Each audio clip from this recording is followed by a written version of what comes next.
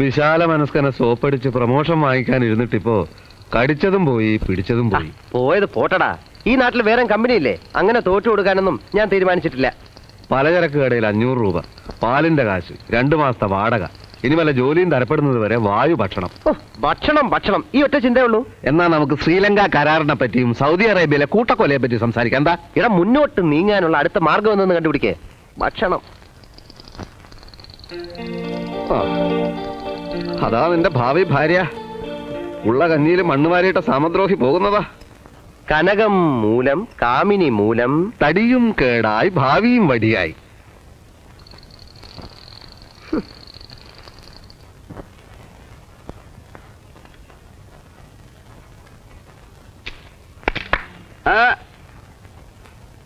ഞാൻ ആഫീസിൽ പോയിരുന്നു. അമ്മാവ ഞങ്ങളെ അവിടെ നിന്ന് പിരിച്ചു വിട്ടു. എല്ലാ വിവരങ്ങളും ഞാൻ അറിഞ്ഞു. നീ ഒറ്റ കാര്യം ചെയ്താൽ മതി. ആ വാടകയെ കുറിച്ച് കൂടെ തന്നിട്ട് ഇവിടെ നിന്ന് കൂടെ ഇറങ്ങിയട്ടെ. അയ്യോ, അമ്മാവും കൂടെ ഞങ്ങളെ പുറത്താക്കിയ ഇനിയിപ്പോ നിങ്ങൾ എങ്ങനെ വാടക തരുമെന്നാണ് ഞാൻ പ്രതീക്ഷിക്കേണ്ടത്?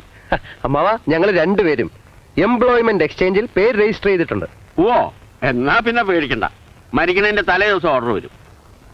എടോ, നിങ്ങൾ ശുദ്ധ ദുരഭിമാനികളാ. ഇക്കാലത്ത് 4 അക്ഷരം പഠിച്ചോ അവൻ പോക്ക.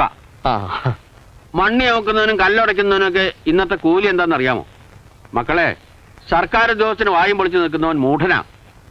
സ്വന്തമായി എന്തെങ്കിലും ചെയ്ത് 4 കാശുണ്ടാക്കാൻ നോക്കും. അങ്ങനെ അങ്ങ് തറയാകാൻ നോക്കുമോ? കരിങ്കല്ല് ചുമക്കുക എന്നൊക്കെ പറഞ്ഞ അതിനു വേണ്ടിയാ ഞാൻ BCom ഫസ്റ്റ് ക്ലാസ്സിൽ പാസ്സായത്. കരിങ്കല്ല് ചുമക്കൽ മാത്രമല്ലല്ലോ ജോലി. ബാങ്കിൽ നിന്നൊക്കെ വായ്പ കിട്ടില്ലേ? ഇപ്പൊ ഈ തൊഴിലില്ലാത്തവന് തൊഴിൽ തുടങ്ങാൻ 25,000 രൂപ വരെ ബാങ്ക് വായ്പ കൊടുക്കുന്നുണ്ട്. അത് മേടിച്ച് വല്ല ചെറുകിട വ്യവസായം തുടങ്ങാൻ നോക്ക്. ബാങ്ക് വായ്പയൊക്കെ രാഷ്ട്രീയ സ്വാധീനം ഇല്ലാത്തവർക്ക് കിട്ടും അമ്മാവാ. ഞാൻ മേടിച്ചു തരാം. വായ്പ കൊടുക്കുന്നുണ്ട്. ഇപ്പോ ഇവിടെ അത് പ്രയാസമാണ്. അങ്ങനെ പറയരുത് സാർ. എങ്ങനെയെങ്കിലും ഒന്ന് ശരിപ്പെടുത്തി കൊടുക്കണം. നല്ല സത്യസന്ധരായ പിള്ളേരാ. പണിക്കരെ, ഈ ഡിസ്ട്രിക്റ്റിൽ ഇടപാട് നിർത്തിക്കഴിഞ്ഞു. ഇനിയിപ്പോ മലപ്പുറം, വയനാട്, കണ്ണൂർ തുടങ്ങിയ പിന്നോക്ക ജില്ലകളിലെ രക്ഷയുള്ളൂ. അയ്യോ, അവിടെയൊന്നും ഞങ്ങൾക്ക് പരിചയമില്ല സാറേ. ഈ ചെറുകിട വ്യവസായം അല്ലാതെ വേറെ വല്ല പദ്ധതി ഉണ്ടോ? പണിക്കരുടെ ആൾക്കാരായതുകൊണ്ട് നടപ്പുള്ളൊരു കാര്യം ഞാൻ പറയാം. 25,000 50,000 ഒന്നും സാധ്യമുള്ള കാര്യമല്ല. പശുക്കളെ വാങ്ങിക്കാൻ വേണ്ടി ഒരു 10,000 രൂപ ഞാൻ ഏർപ്പാടാക്കി തരാം.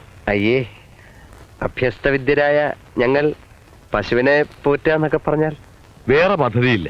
പശു ഒരു സുഖമുള്ള ബിസിനസ് അല്ല. അതെ. ഒന്നും കൊണ്ട് വന്നേ, ഒരു കാര്യം പറയാനുണ്ട് സാർ. 1 മിനിറ്റ്.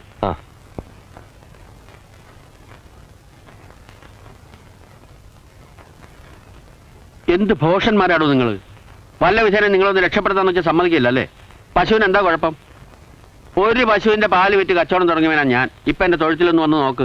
ഘടാഘടിയന്മാരായ 50 പശുക്കളിൽ നിന്ന് വിലസുന്നു. മാർക്കറ്റിൽ 5 മുറി കടവണതു, 3-4 വീട് കെട്ടി. ഇതെല്ലാം ആ മിണ്ടാപ്രാണികളുടെ പാല് വിറ്റ കാശുകൊണ്ടാ നിങ്ങൾ താമസിക്കുന്ന വീട് ഉൾപ്പെടെ. അറിയാമോ? അറിയില്ല. എന്നാ അറിയണം. 10,000 എങ്കിൽ 10,000 മേടിച്ചെടുക്കാൻ നോക്ക്. ദിവസേന 25 ലിറ്റർ പാല് കറക്കണ നല്ല 1-ാം തരം 2 ആസ്ട്രേലിയൻ പശുക്കളെ ഞാൻ നിങ്ങൾക്ക് തരാം. ദിവസം എന്ത് ലാഭം വരും? മുഴുവൻ ലാഭം തന്നെയാ. തിരി കഴിഞ്ഞാൽ പിണ്ണാക്ക്, തിരി പരത്തിക്കുരു, തിരി തവിട്, ഇത്രയും കൊടുത്താ പിന്നെ പാല് ശറവറാന്നും പറഞ്ഞ് ഒഴുകുകയായി. ലാഭം കിട്ടുന്ന ഏർപ്പാടാണെങ്കിൽ പശുവോ എരുമയോ എന്നൊന്നും നോക്കേണ്ട കാര്യമില്ല. ഈ 10,000-ന് എത്ര പശുക്കളെ കിട്ടും? 25 ലിറ്റർ വീതം കറവുള്ളതല്ലേ? 2 എണ്ണത്തിന് ഞാൻ തരാം. ദിവസേന 50 രൂപ വെച്ച് ബാങ്കിലടക്കാൻ പറ്റുമോ? എന്താ പറ്റാത്ത?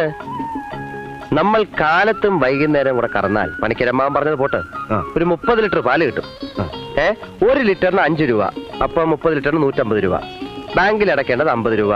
പിന്നെ പരുത്തിക്കുരുവും പിണ്ണാക്കെല്ലാം കൂടെ 20 രൂപ. കറവക്കാരന് 10 രൂപ. അപ്പൊ 50, 20, 10, 80 രൂപ. ബാക്കി എത്ര ഉണ്ട്? 70. ലാഭമാണോ?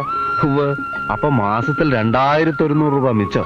പിന്നെ നീ എന്താ നിന്റെ പേരിൽ വായ്പ വേണ്ടെന്ന് വാശി പിടിച്ചത്? നീ എന്നേക്കാൾ ഭാഗ്യവാനായതുകൊണ്ട്. ആണോ? ഞാനേ ആയില്യം നക്ഷത്രമാ. ആയില്യം നക്ഷത്രക്കാർക്ക് ലോൺ എടുക്കാൻ പാടില്ല. അത് ശരി. 4 ആളും കൂടി എങ്ങോട്ടാ? ഞങ്ങള് 4 പേരും കൂടെ കാശിക്കുക. വരുന്നോ? 5 ആളാവാം. തമാശ പറഞ്ഞതാ. അതും കൂടെ എവിടെ പോവാന്ന് പോയേ.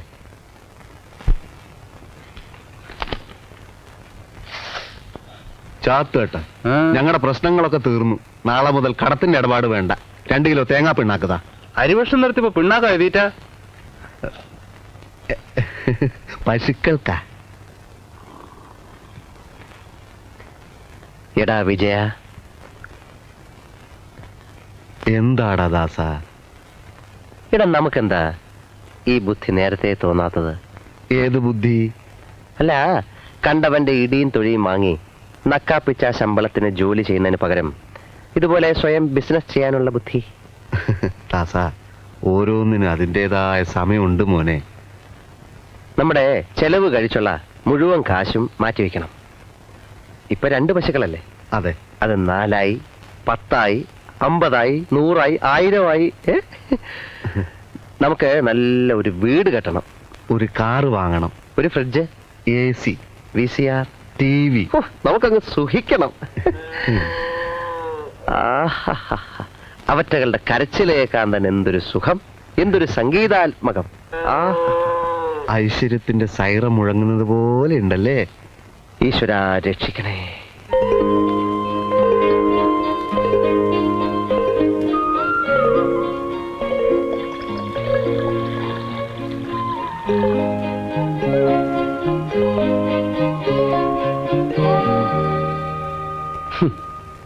അകിടിന്റെ ലക്ഷണം കണ്ടിട്ട് ഈ പറയുന്ന 40-50 നടപ്പുള്ള കാര്യമല്ല സാർമാരെ.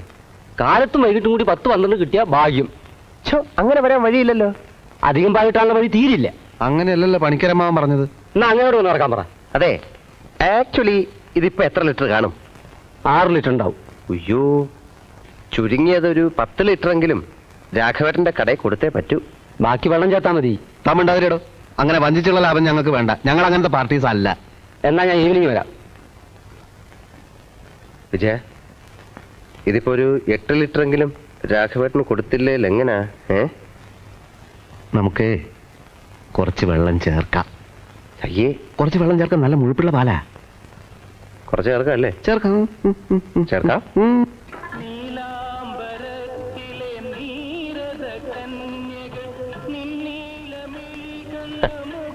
ആദ്യത്തെ കറവയായതുകൊണ്ട് പാലിത്തിരി കുറവാ രാഘവേട്ട. 8 ലിറ്ററേ ഉള്ളൂ. പക്ഷെ ശുദ്ധമായ പശുവിന്റെ പാലായതുകൊണ്ട് 10ന്റെ ഗുണം ചെയ്യും. ഒരു കച്ചവടം എന്ന് വെച്ചാ വാക്ക് പറഞ്ഞാ വാക്കായിരിക്കണം.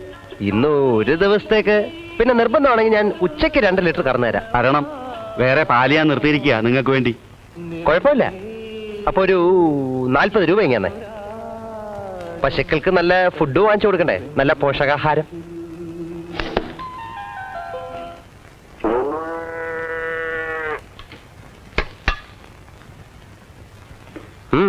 അച്ഛൻ പറഞ്ഞു ഇതിലും ഭേദം കട്ടപ്പാറയായി കക്കാൻ ഇറങ്ങുന്നതാണെന്ന്.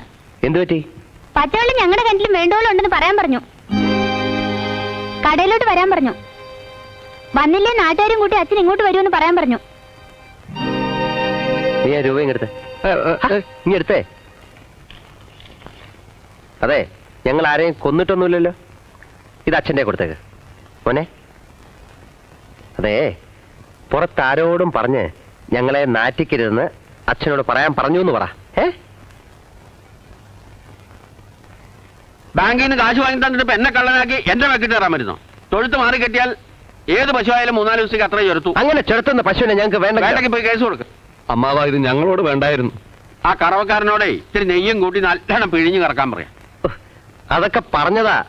ഇനിയും പറ. എന്നാ നിങ്ങൾ വന്ന് കറക്ക്. അതേ, നിന്റെ മറ്റവനോട് പറഞ്ഞോ. തന്നോട് ദൈവം ചോദിക്കും. പിന്നെ ദൈവത്തിന് അതല്ലേ ജോലി. ഇക്കാലത്ത് ഒരു ഉപകാരം ചെയ്യാൻ പാടില്ല.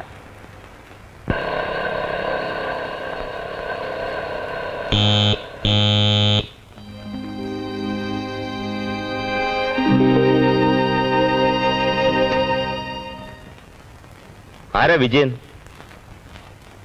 ബാങ്ക് മാനേജർ ചെല്ലാൻ പറഞ്ഞു. തവണ മുടക്കിയ പശുക്കളെ ജപ്തി. ഓ, ബാങ്കിൽ നിന്നാണ്. ഞങ്ങള് നാളെ വന്ന് അടച്ചോളാം. ഡെയിലി അടയ്ക്കാവുന്നല്ലേ വ്യവസ്ഥ?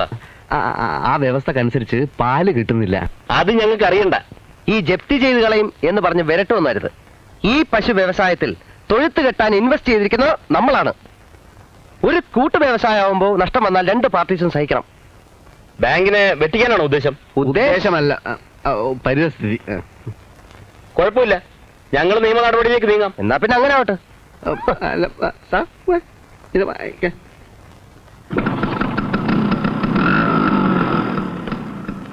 നീ അയാളോട് കയർത്ത് സംസാരിച്ചത് തീരെ ശരിയായില്ല. നടപടി വല്ലതും വന്നാൽ നിനക്ക് പേടിക്കാനില്ലല്ലോ. ലോൺ എന്റെ പേരിലല്ലേ. എന്നെ ജയിലിൽ കയറ്റാനുള്ള ആഗ്രഹം നിനക്ക്. എടാ, ഒരു യഥാർത്ഥ സുഹൃത്തിനെ അവിശ്വസിക്കുന്നവൻ, ഉം. അതായത് നീ, ഒരു കാലത്തും ഗുണം പിടിക്കില്ല. ആ. പാലിന്റെ അളവ് അന്നു പുറകോട്ടാ. എന്റെ കറവിന്റെ തരാറാണെങ്കിൽ വേറെ ആളെ നോക്കിക്കും. എന്റെ കൂടി എന്നേക്ക് എത്ര ലിറ്റർ ഉണ്ടാവും? 4 ഉണ്ടാവും. 4? പിഴിഞ്ഞ് പിഴിഞ്ഞ് ഒടുവിൽ പശുവിന്റെ പോലെ ചോര വരാൻ തുടങ്ങി. ഞാൻ പോട്ടെ, എന്റെ കൂലിതാ. എല്ലാം കൂടി നാളെ തരാം. നാളെ തരണ്ട, കുഴപ്പമില്ല. ഈ പാല് ഞാൻ കൊണ്ടുപോകും. തോന്നിവാസം കാണിക്കരുത്. റേഷനേജ് വാങ്ങാൻ എനിക്ക് വേറെ തൊഴിലൊന്നും അറിയില്ല.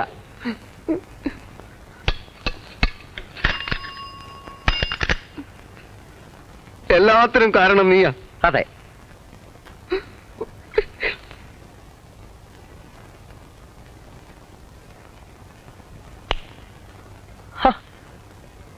നീ എന്താ ഇരുട്ടത്തിരിക്കുന്ന? ജീവിതം മൊത്തം ഇരുട്ടിലേക്ക് നീങ്ങുകയല്ലേ. അങ്ങനെയൊന്നും പറയാതെ വിജയ. നമുക്ക് മാത്രമല്ല, എല്ലാവർക്കും കഷ്ടകാല. വരൾച്ച, അണക്കെട്ട് ചോർച്ച, പവർക്കെട്ട്, തമിഴ് പുലി, ആകെ കുഴപ്പാ. എന്നാലും നിന്നെ ജയിലിൽ കയറ്റാൻ എനിക്ക് ആഗ്രഹമുണ്ടെന്ന് നീ പറഞ്ഞു കളഞ്ഞില്ലേ? അത്രയ്ക്ക് വേണ്ട. അത്രയ്ക്കും വേണ്ടായിരുന്നു.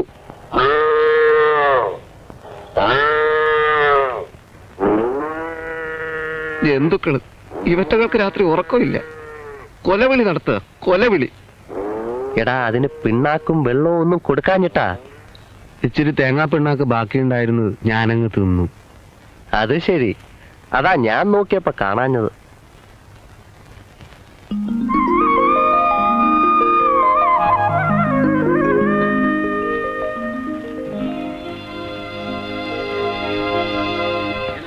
സർവ്വ ലക്ഷണങ്ങളും ഒത്ത പശുക്കളാ. കാലത്ത് 20 ലിറ്റർ, വൈകുന്നേരം 20 ലിറ്റർ. കറന്ന് കാണിച്ചു തരാവോ? കറവക്കാരൻ വന്നില്ല, അതുകൊണ്ടാ. പിന്നെ ഞങ്ങൾ അങ്ങനെ വിശ്വസിക്കും? മനുഷ്യൻ മനുഷ്യനെ വിശ്വസിക്കണം. തത്വം നല്ലതാ, പക്ഷെ പശുക്കട അകിട് കണ്ട നിങ്ങൾ നുണ പറയാന്നേ തോന്നുന്നു. ഓ, അത് ശരി. എന്നാ നിങ്ങൾ പോയട്ടെ, നിങ്ങൾക്ക് വിൽക്കുന്നില്ല. അല്ല, സത്യമായിട്ടും കറവ് എത്രയുണ്ട്? നിങ്ങൾക്ക് വിൽക്കുന്നില്ലെന്ന് പറഞ്ഞില്ലേ? ഇയാളെ എവിടുത്തുകാരുണ്ടാ? 20 ലിറ്റർ പോലും. വടം വിജയ, ബാങ്കുകാർ ജപ്തി ചെയ്യുന്നതിന് മുമ്പ് വിറ്റ് കാശാക്കാം. അപ്പൊ ഒന്നുമില്ല. പോലീസ് പിടിക്കുന്നതിന് മുമ്പ് നമുക്ക് നാട് വിടണം. നാട് വിടാനോ? സാധാരണ നാടല്ല ദാസ. നമുക്ക് എങ്ങനെയെങ്കിലും രക്ഷപ്പെടണം മോനെ. ലോഞ്ച് കയറി ഗൾഫിൽ പോകാനുള്ള എല്ലാ പദ്ധതികളും തയ്യാറായി കഴിഞ്ഞു. ഈ സമൂഹത്തിന് നമ്മളെ വേണ്ടടാ. പക്ഷേ നമുക്ക് പല സാമ്രാജ്യങ്ങളും വെട്ടിപ്പിടിക്കാനുണ്ട്. അത് ബാങ്കിനെ വഞ്ചിക്കലാവില്ലേ? ആ, ശരിയാ. എല്ലാ വലിയവന്റെയും വിജയത്തിന്റെ പുറകില് ഇതുപോലൊരു കറുത്ത പാട് കാണും. അതുകൊണ്ട് നീ എതിര് പറയരുത്. വിജയ, അത് നീ വരുന്നോ ഇല്ലയോ, നമ്മളെ രണ്ടുപേരെയും ലോഞ്ച് കടത്താമെന്ന് ഗഫൂർ കേറ്റ് കഴിഞ്ഞിരിക്കുക. ഏത് ഗഫൂർക്ക? അന്നത്തെ കാലത്ത് ഇന്നത്തെ പോലെ തിരുവനന്തപുരത്ത് നിന്ന് വിമാനമൊന്നുമില്ലല്ലോ. ആയിരക്കണക്കിന് ആളുകൾ തോണിയിലും നീന്തിയിട്ടും മഞ്ചിയിലും ഒക്കെ തന്നെയാണ് ഗൾഫിലെത്തിയത്. 20,000 ഉറുപ്പ്യ അല്ലാണ്ട് ഒരു വിസ കിട്ടുമെന്ന് അത് തന്നെ മഹാ തട്ടിപ്പാണ്. പണ്ടത്തെ പഹന്മാർക്കുള്ള മനോധൈര്യം ഇന്നുള്ള പഹന്മാർക്ക് ഇല്ല എന്ന് കൂട്ടിക്കോളി. ഞങ്ങൾക്ക് രണ്ടുപേർക്കും മനോധൈര്യം അങ്ങനെ ഇല്ല. അല്ല വേണ്ട, എനിക്കുണ്ടേ, കേട്ടിന് എനിക്കുണ്ട്. പക്ഷെ നീന്തണം. നീന്ത്? ആ, കടലിൽ നീന്തണം. അപ്പൊ ഈ ലോഞ്ച് കരയ്ക്കടുക്കില്ലേ? അടുക്കും, പക്ഷെ ഫുള്ളായിട്ട് അടുപ്പിക്കാൻ പറ്റുമല്ലോ. കാലിഫോർണിയയിലേക്ക് ചരക്ക് കയറ്റാൻ പോണ ഒരുവാണ്. എവിടേക്ക്? കാലിഫോർണിയയിലേക്ക്. നിങ്ങൾക്ക് രണ്ടാക്കും വേണ്ടി വേണമെങ്കിൽ നമ്മളത് ദുബായ് കടപ്പുറം വഴി തിരിച്ചു വിടാം. പിന്നെ കഷ്ടൊരു ഫർലോങ് നീന്തണം. അറബി പോലീസിന്റെ കണ്ണിൽപ്പെട്ടാൽ? അതിന് അറബി പോലീസിലെ മൂക്കിന്റെ അകത്തേക്കല്ലല്ലോ നിങ്ങൾ നീന്തി കയറുന്നത്. പോലീസും കില്ലീസും ഒന്നും ഇല്ലാത്ത ഒരുപാട് കടപ്പുറം ഗൾഫിലുണ്ട്. അത് ഗഫൂറിന് നല്ലപോലെ അറിയാം. നിങ്ങളൊരൊറ്റ കാര്യം ചെയ്താൽ മതി. 2 അറബിന്റെ ഡ്രസ്സ് കരുതണം. അതെന്തിനാണാവോ? കര പറ്റിയാൽ ഉടനെ അറബിക്കുപ്പായ എടുത്തിട്ടോളി. അറബിക്കുപ്പായക്കാരൻ ഏത് പോലീസാണ് പിടിക്കുക? അതെ. പിന്നെ അത്യാവശ്യം ചില അറബി വാക്കുകൾ ഞാൻ ഇപ്പൊ പഠിപ്പിച്ചു തരാം. ഒന്നുമില്ല. അസ്സലാമു അസ്സലാമു അസ്സലാമു അലൈക്കും അലൈക്കും. വഅലൈക്കും വഅലൈക്കും മുസ്സലാം. ഉസലാം. മതി. പിന്നെ 7-ാം തീയതി ഉരു പുറപ്പെടുന്നതാണ്. പൈസയും കൊണ്ട് പോന്നോളി. അല്ല ഗഫൂർക്ക, ഒരു പക്ഷേ പിടിച്ചു പോയാൽ? ആരെ പിടിക്കാൻ? ഇവിടെ പിടിക്കും എന്നുള്ള ഭയം ഉണ്ടായാൽ തന്നെ ആരെയും പിടിക്കും. അതുകൊണ്ട് പിടിക്കൂല എന്ന് വിശ്വസിച്ചോളി. നിങ്ങളെ ആരും പിടിക്കില്ല. പിടിക്കൂല. ഗഫൂറാണ് പറയണത്. ധൈര്യമായിട്ട് പോ. എന്നിട്ട് 7-ാം തീയതി പൈസ ആയിട്ട് വാ.